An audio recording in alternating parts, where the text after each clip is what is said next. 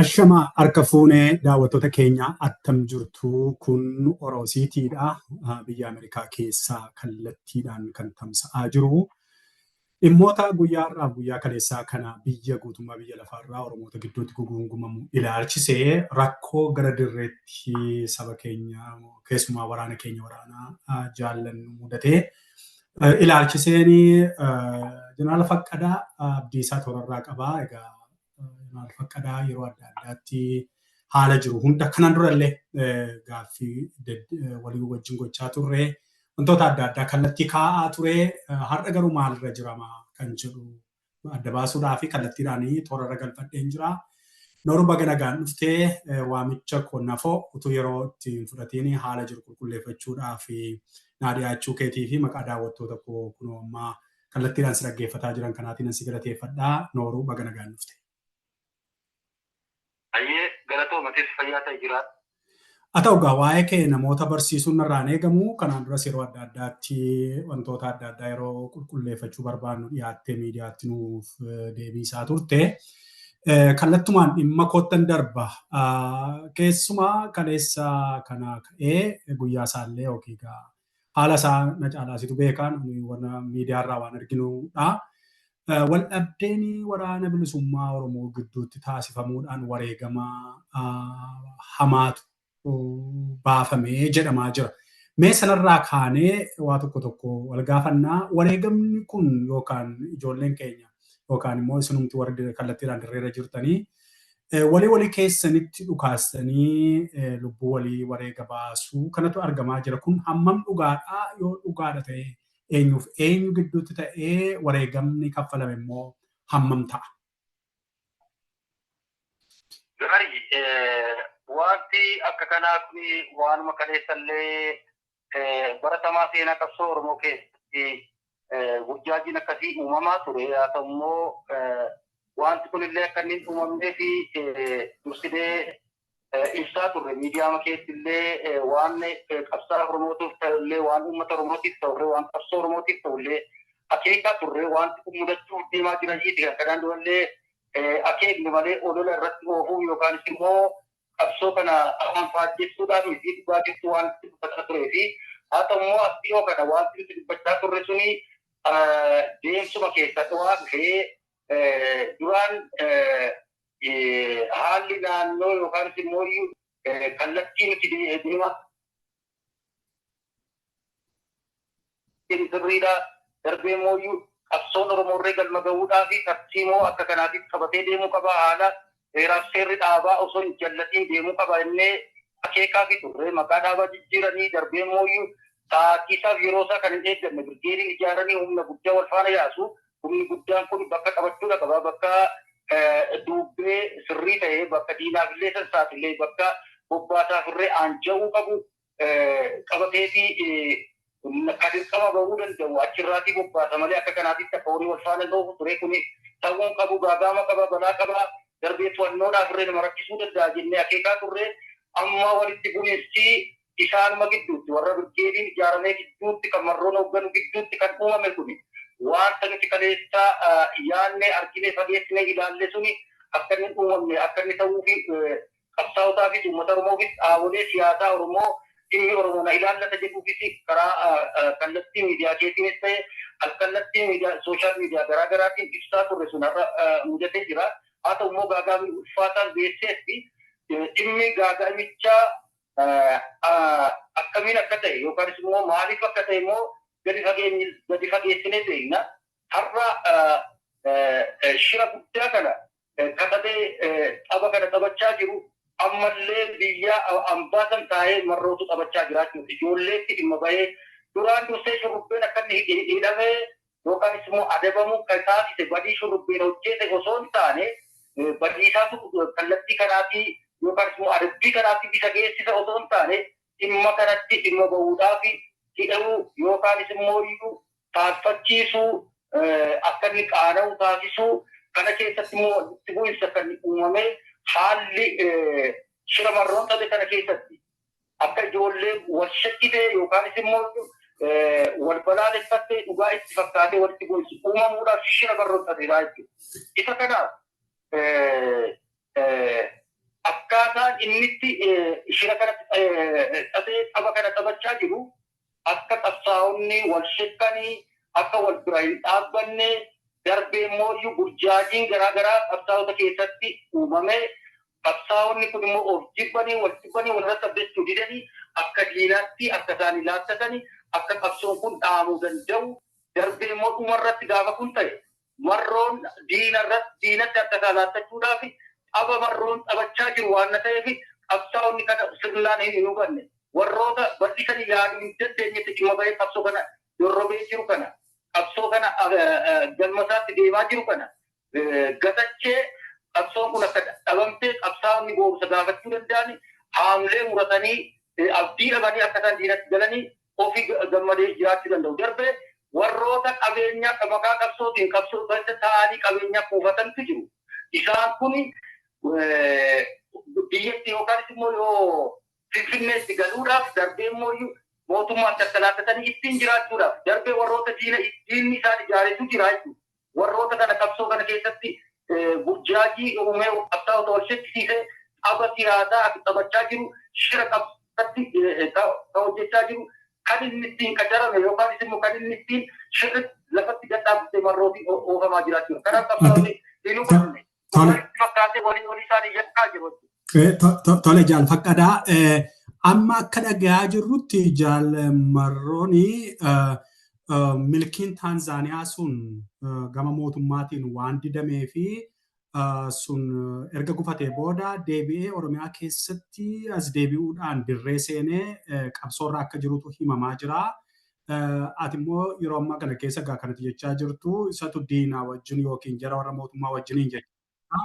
Yeroo darbee siinidha kan isaan balaaleffataa turanii ibsa adda addaas kan baafamaa ture isatu diina duukaa goree nu waraanaa jira kan jedhutu ture. Mee kana naa qulqulleessi amma Marroon biyya keessaa ajaja kennaa jira moo biyya alaatii ajaja kennaa jira kanarra wal qabsiisiitii naa ibsi.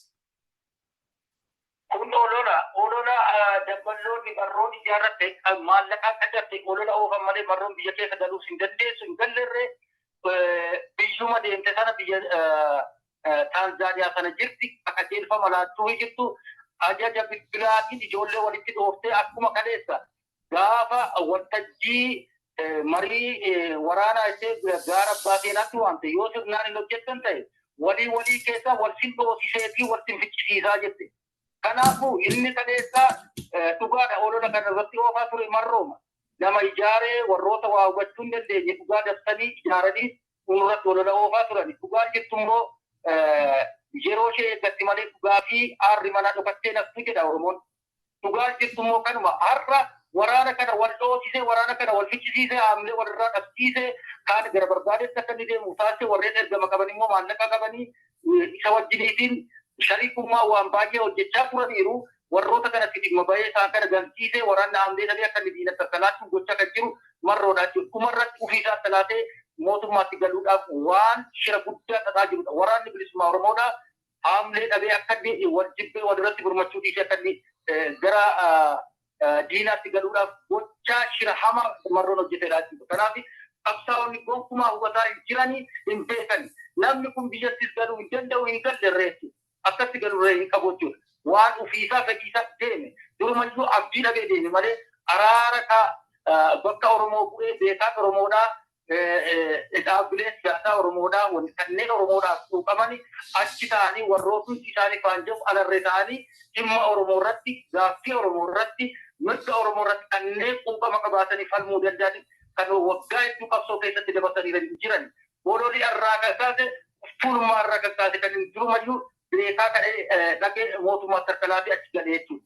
Fedhii isaa irratti hundaa'e malee Marroon biyya keessatti hin jiru, ajaja laachaas hin jiru, hooggansaa fi ajaja dhabuu isaaniitiin kan isaan ijoolleen burjaa jetee wal nyaachaa jirtu kan gidduu galee ijoollee kana sirreessee waan sirrii ta'e itti daandii qabsiisu dhibeeti jechuudha. Haa ta'u egaa ijoollee wareegamarraa hafan kanaaf dhaamsa kennuu dura ammas achumatti waan qulqulleeffadhu barbaanna. Ka'umsi ijoollee kanaa wal dhabdee ijoollee kanaa waraana si jala jiruu fi waraana Marroo hoogganu gidduutti immoo waraanuma marroon hoogganu gidduutti garee biraatu jira. Mee isa sana nuu qulqulleessi. Achumaan immoo maqaan jaal shurrubbee jedhu hin ka'a. Eewudha jaal shurrubbeeni amma immoo haala maalirra jira kanallee utuu achumaan nuu qulqulleessite.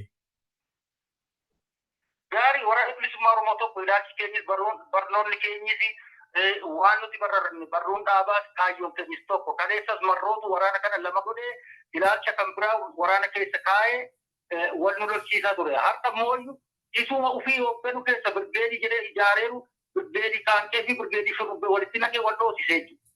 Kanaaf wanti amma tahaa jiru kuni wanta seenaa qabsoo Oromoo keessatti baay'ee fokkisaadha. Kanas ta'e sana waraana marroon hoogganus haa ta'u, waraana nuti hooggannus haa ta'u, waraana bilisummaa Oromoo, waraana saba Oromooti. Wareegamni isaa hin gaddisiisaa nutti dhaga'amaa jechuudha. Qabsoof jedhaniiti manaa ba'an, kaayyoof jedhaniiti manaa ba'an, uummata Oromootiif qabsoo qulqulluu gaggeessinee wareegama qaalii kaffallatanii manaa ba'an. Akka kanaatitti shira nam tokkeetiin walitti galagalanii waddaanii wareegama fokkisaa fi wareegamaa hin taane kaffallatanii manaan ba'an. Haa ta'u immoo wanti wareegama ulfaattuu fi wareegama fokkisaa kana nama kaffachiise shira qumaara yookaanis immoo xaba marroon xabattee ijoollee kana dhabamsiistee ofii ishee garuu barbaadde waan gochaa jirtudha jechuudha. Kanaaf kun shira waraanuma ofii hogganu keessa walitti deebisee wal lolchiisaa jira jechuudha. Ammallee waraanni bilisummaa Oromoo kaayyoo akeeka tokko qaba. Darbee immoo roorroo Oromoo irratti hammaateeru kana irraa hambisuudhaaf qabsootti seenee darbee qabsoo baay'ee dorrobee galmataa gahuu ga'eeru kana galmaan geessisuudhaaf shira nam tokko gamataa irratti dalagaa jiru irratti hubatee tokkummaasaa jabeeffatee gara qabsoo kaleessa manaa bahee sanatti jabaatee fuulduratti adeemsuu qaba. Walitti bu'iinsi kufaatii malee waan tokko injifannoo Oromoof galmeessuu tokkollee hin jiru. Kana shira diinixatee fi shira warreen dantaa mataa isaaniif deeman xaxadiidha waan ta'eef irratti dammaquu qabaadha. Haa ta'u baay'ee gaarii. Kan biraan immoo wareegamni kun yoomidha kan inni ta'e har'a ta'e immoo kaleessa ta'e immoo eengadda ta'e ammoo birgeedonni wal lolan kun birgeediin qaanqee fi birgeediin shurrubbeen hoogganaman jedhamu kuni keessaa isa kamtu isa kamiin miidhee qaamonni namoonni miidhaman immoo himamuun hin danda'amaa lakkoofsaa hamma kanaati jechuun hin danda'amaa. Gaarii itti kun lola seename waan ta'eef namnu itti yaadee isaa ta'uu yookaan shiraan isaa ta'uu yookaan akka tasaa isaa ta'uu walitti bu'aniiru waddaa'aniiru itti dhaabame wareegamni nafu wareegamni immoo jira wareegamni lakkoomsisaa kanadhaa jechuu hin dandeenyu darbee nam tokkoyyuu haa ta'uu wareegamni qabsaa harka qabsaatti wareegamu baay'ee nama gaddisiisa haa ta'u immoo wareegamni ni jira ammallee itti fufee jira wargaareeffadhaan hin jira. Amma sammaa kanallee waraana gadii kana olitti buuraa jiranii shurrubbeen dhabamsiisuu qabna. Shurrubbeen itti fayyadamuudhaaf malee yakka shurrubbeen hojjetetu kanaan geessisa miti. Sirnatu jira, tartiiba jira, seera jira, gaafachuun hin jira waan ta'eef qawweetiin qabsaa walitti akeekanii yookaan isa akka wal dhufaas godhanii furmaan tokkollee hin jiru kisaaraa Oromootiif yookaan immoo kufaatii qabsoo kanaaf malee waan tokko faayidaa hin qabu. Shurrubbeen nam tokko seeraa barateer gaafatamuu qaba namni gaafatamne hin jiru seericha dhaaban nama gaafata namaaf miti kan inni abboomaaf seeraaf abboomama waan ta'eef gaafachuun gara nasoo jiru qawwee walitti dhufaasaa jechuun yakka ulfaataa duguuginsa Oromoo irratti qabsaa'ota Oromoo irratti taasifamaa jiru dabalata immoo tuffii Oromoo qaban warreen akka kana qabsaa'ota walitti dhufaasan jechuudha. Kanaaf qabsaa'onni Oromoo hooggantoonni Oromoo warreen dhimmi Oromoo kun nu ilaallata jedhanii biyya alaa keessas ta'e biyya keessa jiran kanarratti qooda mataa isaanii taphachuu qaban jechuudha. Baay'ee gara yaada furmaataatti carraan mallee siif nan kennaa inni birgeediidha yeroo jennu birgeediin tokko tilmaamumatti namoota hammamii hoogganuu danda'a? Namoota 500 fi isaa olitti hanga 300 hoogganuu danda'a akka baay'ee isaa fakkaataatti heddumina waraana sanaatu murteessa akkaataa taasifama sanaatu murteessa walumaa gala garuu humna guddaa. Baay'ee gaarii. Egaa waliigalatti amma yaadni keessumaa ijoollee waraana keessa jiraniif dhaamsa ati qabdu jira yoo ta'e dhaamsicha hin dhaggeeffanna. Dhaamsaan ani qabsaa'ota Oromootiif qabu waraanni kun waraana saba Oromooti waraana uummata Oromooti waraana adda bilisummaa Oromooti kaleessa shira kanaaf kaadhimuuf jecha maqaa dhaabaa jijjiiranii abaa'oo gowwoo jechaa turan mormaa turre suni inni kun isa kanaatiif akka inni saaxiluudhaaf ta'e jedhamee seenaa qabsoo waggaa 50tti tilmaamamu deebisanii waggaa tokkotti seenaa isaa gabaabsanii yeroo isatti man yaaduu qabu turanii beekuu qabu turanii darbee garuu iddee ta'eeyyuu qabsoo Oromoodhaaf wareegama kaffalaa jiru waan ta'eef uummata Oromoodhaaf wareegama kaffalaa jiru waan ta'eef burjaajii keessatti uumame sana seera jiruutiin furmaata itti laachuu malee awweetii walitti deemanii furmaata laachuun gonkumaa hin jiru kun yakka ulfaata kanaafuu wal hubannoodhaan mari'achuudhaan wal gaafachuudhaan waan beekan walirraa muuxeffatanii yookaan immoo walirraa beekanii walirraatii wal gaafatanii walirraa hubachuudhaan furmaata laatanii qabsoo Oromoodhaa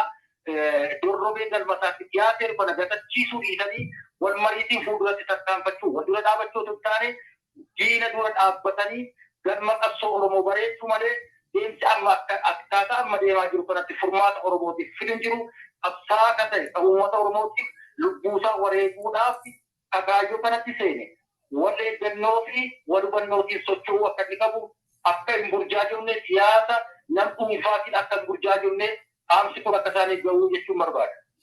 Baay'ee galatoomii Jaalfaqadaa ammas yeroo barbaachisaa ta'etti uummanni yoo gaaffii kan biraa qaba ta'ee akkasuma bilbilee interviyuu si goonaa yeroo kee keessaa qooddee akka ittiin dhuftee sagalee kana waan nu dabarsiteef maqaa daawwattoota kootiin si galateeffadhaa galatoomii. Atis galatoomii fayyaa ta'e jiraata.